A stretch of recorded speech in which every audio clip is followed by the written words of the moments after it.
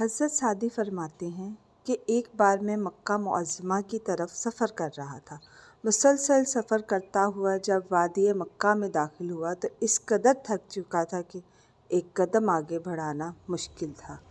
چنانچہ میں نے شتربان سے کہا، بھائی میری حالت تو بہت خراب ہے، تو جانتا ہے کہ میں نے اس سفر میں کتنی تکلیف اٹھائی ہے، میں تو کچھ دیر آرام کرنا چاہتا ہوں۔ شتربان نے جواب دیا کہ مکہ تیرے سامنے ہے اور ڈاکو تیرے پیچھے، تو کسی درخت کی ٹھنڈی چھاؤں میں سو گیا تو کہا نہیں جا سکتا کہ تیرا انجام کیا ہوگا۔ سفر کی تھوڑی سی تکلیف اور اٹھا لے تو اپنی منزل پر پہنچ جائے گا، ہمت ہار دے گا تو تباہی کا خطرہ ہوگا۔ تو نے سنا نہیں، خشک سائے میں پتھروں کے بہت آرام ملتا ہے، مگر پوشیدہ اس آرام میں جاں کا خطرہ بھی ہے۔